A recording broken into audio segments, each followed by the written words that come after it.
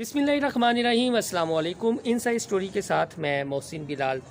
आजकल Pakistan cricket team के कप्तान बाबर आजम का बड़ा इशू उठा हुआ है कि उनकी अचानक एक गर्लफ्रेंड सामने आई है और जिसका ये कहना है कि 4 साल तक वो एक ही फ़्लाइट में रहे। बाबर आजम ने उन्हें शादी का वादा किया और वो कुछ कर गए जो इंसान शादी के बाद करता है या सोचता है।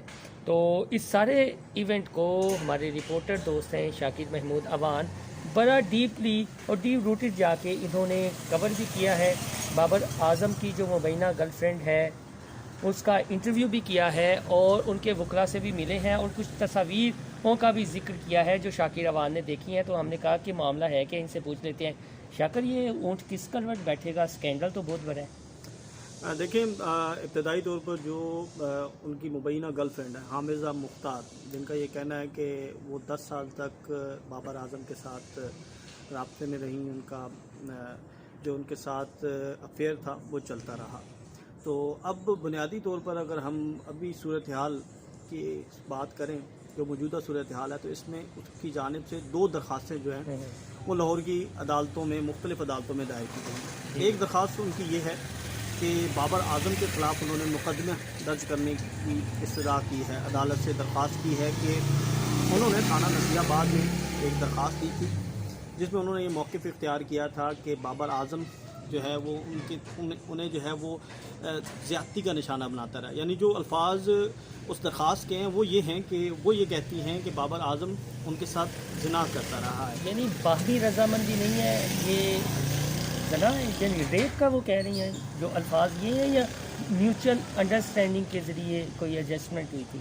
जी देखिए, ये उनका जो उस दरख्वास्त में मौक़िफ़ है, से हम अगर देखें तो ज़िना बिल रज़ा हमें ये लगता है, क्योंकि इसमें वो साथ ये भी कहती हैं कि वो इसलिए उनके साथ जो नाजायज़ ताल्लुकात जो हैं उस्तवार किए रखे कि बाबर आजम की जानिब से उन्हें ये कहा गया था कि वो उनसे शादी कर लेंगे और बहुत जल्द शादी करने वाले हैं।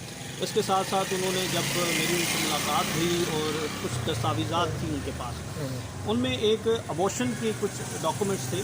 जब उनका ये कहना है कि ये अबॉर्शन जो है वो जब वो करवाने के लिए गई तो बाबर आजम साथ था और इसमें उन्होंने उस्मान कादिर का नाम भी लिया कि ये दोनों साथ थे। उस्मान कादिर कौन है? जो गुगली मास्टर अब्दुल कादिर मरहूम के बेटे हैं?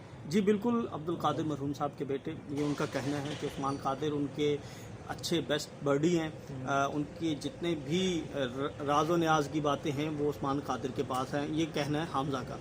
अच्छा, वो जो उन्होंने दस्तावेज़ात दिखाई थी, उन्होंने उन दस्तावेज़ात में मोहम्मद बाबर, क्योंकि जो बाबर आजम का शनाख्ती है उसमें बाबर लिखा हुआ है और बल्दियत में आज़म लिखा हुआ है, उनके वालिद का नाम मोहम्मद आज़म है।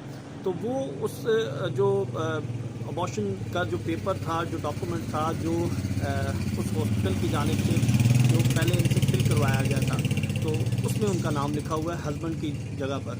तो इस पर हमने जब उनसे पूछा तो उनका ये कहना था कि उनके बाबर ने ये शो कर रखा था कि वो उनकी बीवी हैं, लेकिन निकाह जो है वो नहीं हुआ। तो शायद ये अबॉर्शन के लिए किसी हॉस्पिटल में तो गई होंगी, हॉस्पिटल वगैरह का बकाया हो सकता है वहाँ पर CCTV कैमरे लगे हों और सब बात आया हो जाए। देखिए, ये 2017 की बात है, 16-17 जो वो जिक्र करती हैं, तो हो सकता है रिकॉर्ड, क्योंकि जब ये मामला कोर्ट में आ गया है तो जब ये इन्होंने प्रूव करना होगा कि इनके साथ ये मामला हुआ है और इनफरादी मुकदमा की दरख्वास्त ऐसे ही नहीं अदालत ऑर्डर दे देती। अदालत बड़ी अच्छी तरह तसल्ली करती है, दोनों फरीकैन के जवाबात भी जो है वो सुनती है। यानी सिर्फ हामज़ा की दरख्वास्त के ऊपर जो है वो FIR नहीं होगी। अब जो बाबर आजम उनके वकील भी जो हैं वो भी अदालत में आ चुके हैं और वो इन इल्ज़ामात के जवाब देंगे और जब ये दोनों अपने अपने दलाइल मुकम्मल कर लेंगे उसके बाद अदालत जो है वो फिर फैसला देगी। अच्छा शाकिर, क्योंकि सब ये मैटर है अदालत में है, आप कोर्ट बीट करते हैं, आपका एक्सपीरियंस क्या कहता है? क्योंकि बाबर आजम एक सुपरस्टार तो है, एक स्पोर्ट पर्सन है, पूरी दुनिया में जाने पहचाने जाते हैं। नो डाउट अगर पाकिस्तान में मौजूदा क्रिकेट की बात की जाए तो बहुत बड़ा नाम है और इनसे बड़ा प्लेयर इस वक्त जो क्रिकेट खेल रहे हैं वो पाकिस्तान में नहीं है। उनकी अगर रैंकिंग वगैरह देखी जाए, हमने भी स्पोर्ट्स जर्नलिस्ट से इस बारे में बात की है, तो ऐसा भी तो है जिस तरह के वो जो हामज़ा का वकील है वो भी इतने मशहूर तो नहीं है। यानी तो ये एक पब्लिसिटी का भी ज़रिया है या आपको क्या लगता है? देखिए मोहसिन, एक चीज़ तो बड़ी बात है, मेरा अपना तजुर्बा कह लें, मेरी राय कह लें, जो मैंने इन सारी चीज़ों को देखा है, उसके बाद जो मेरे से एनालिसिस आप पूछते हैं तो वो ये है कि देखें कुछ दाल में काला है। उसकी वजह यह है कि बाबर आजम की जानिब से अभी तक वाज़े अंदाज में कहीं पर भी किसी भी जगह पर तरदीद नहीं की गई। तो ये जो सोशल मीडिया पर भी कह रहे हैं कि बाबर आजम का बड़ा बयान सामने आ गया, बाबर आजम ने तरदीद कर दी, या इमरान नज़ीर के हवाले से, या उनके जो कज़न हैं कामरान अकमल, इस तरह की ये क्या खबरें हैं फिर? देखिए मोहसिन, एक तो हमारा ये डायना में है कि जो सोशल मीडिया के ऊपर जो है ना वो बड़ी गलत खबरें जो हैं वो चलाई जाती हैं। हम जो हकीकत पर मबनी चीज़ें व्यूअर्स के साथ शेयर करते हैं उन्हें वो अच्छी नहीं लगती। अब देखें, एक हकीकत है कि इस खातून ने अपने आप को पेश किया है, एक हकीकत है कि उसने दस्तावेज़ात दिए हैं, एक हकीकत है वो अदालत में गई, एक हकीकत है कि उस बाबर आजम के खिलाफ कुछ मुकदमात भी दर्ज हुए जो वो कह रही है। अब जो फ़ैन हैं बाबर आजम के, वो किसी सूरत ये बर्दाश्त नहीं कर पाते और वो उन खबरों को अच्छा, मुझे याद है आपने पहली वीडियो अपलोड की तो कितनी अच्छी अच्छी बातें आपके हवाले से की गई। को गालम गलोच किसी ने गाली तो नहीं निकाली, बल्कि ये कहे वाह क्या खूबसूरत स्टोरी आप लेकर आए हैं। तो एज अ जर्नलिस्ट थोड़ा सा बताइएगा, फिर आगे बढ़ेंगे कि ये मामला क्या करवट इख्तियार करता है। गालियाँ पड़ी थी या तारीफ़ें हुई थी? देखें, आप वो वीडियो देखें तो उस वीडियो में कोई एक ऐसा कमेंट नहीं होगा जो किसी ने कहा हो कि आपने जो है वो किसी की आवाज़ जो है वो उठाई है। किसी ने ये कहा हो कि जी बड़ी अच्छी बात है कि आपने एक ऐसी खातून जो आई है मदद के लिए, आपने उसकी आवाज़ जो है वो कामे बाला तक पहुंचाने की कोशिश की। हर एक ने यही कहा कि आप पाकिस्तान की बदनामी का बाइस बन रहे हैं, आप जो हैं वो आपका कोई मकसद है, आप उस खातून के साथ मिले हुए हैं। तो ये सारी बातें मैंने सुनी। उसके बाद मैं यही जवाब दूंगा कि देखिए, हम बतौर सहाफ़ी हमारा ये फ़र्ज़ होता है कि हम दोनों फ़रीक़ैन की आवाज़ जो है वो लेके आएँ सामने। और मैंने दोबारा वीडियो जो है वो बाबर आजम के वकील के साथ भी लगाई है, उनका मौक़िफ़ भी सामने लेके आए हैं। तो जो इल्ज़ामात वो खातून लगा रही हैं, तो अगर वो झूठे होते तो देखें ये कोई छोटा इल्ज़ाम नहीं है किसी के ऊपर ज़िना का इल्ज़ाम लगा देना। एक हमने देखा था अली ज़फ़र और मीशा शफ़ी का केस, हरासगी का केस था, अदालत में गए, इल्ज़ाम लगाया, वकला किए। ये जो बाबर आजम ने अपना वकील किया है, ये थोड़ा सा बताइएगा कि ये बाबर आजम ने ये कहा है कि डेफामेशन का कोई किया है या क्या है कि मेरी पॉपुलैरिटी को या जो सोसाइटी में मेरी इज़्ज़त है, या स्पोर्ट्समैन हूँ, मैं कप्तान हूँ, मेरी शख्सियत को ख़राब करने की कोशिश की गई है। ये डेफामेशन का है, हद के इज़्ज़त का है, या फिर उन्होंने ये कहा है कि वो अदालत में डिफेंड करेंगे?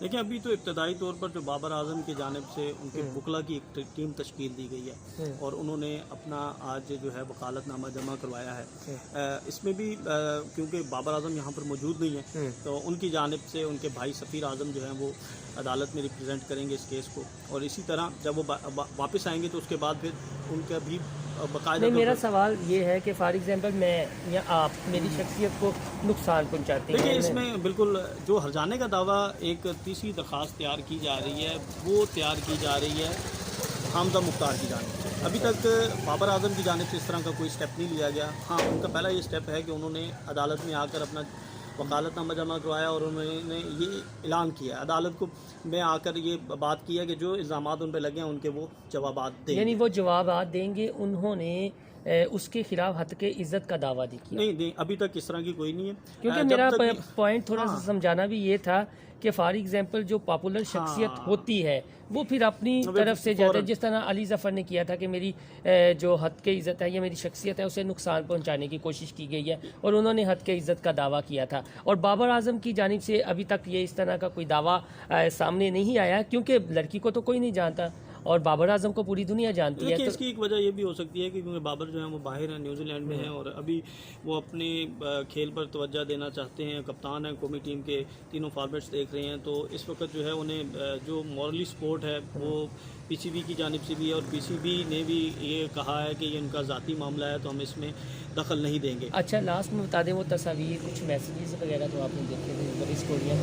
जी बिल्कुल, मैंने मैसेजेस देखी, तस्वीर भी देखी है, और इसके साथ साथ उनके पास दस्तावेज़ात भी देखी हैं।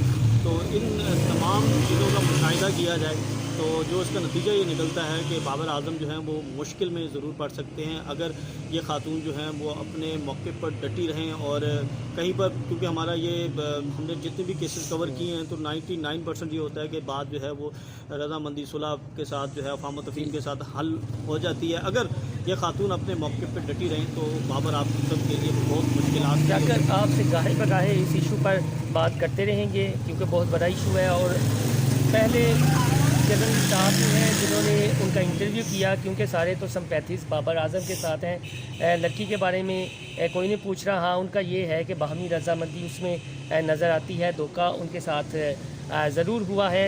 और जाते ही सोशल मीडिया के ज़रिए मैं ये कहूँगा कि अगर बाबर आजम बात जो है ना, अब इसका जो फैसला है वो कोर्ट ने करना है, धोखा बाबर आजम ने किया या उस खातून ने किया, क्योंकि अब जो दोनों तरफ से बात की जा रही है कि अब जो उनके चाहने वाले हैं, जो वी ब्लॉगर्स हैं, वो ये कह रहे हैं कि बाबर आजम उनको जो है वो खिलाता रहा, बाबर आजम ने गाड़ी लेके दी, बाबर आजम ने पैसे दिए।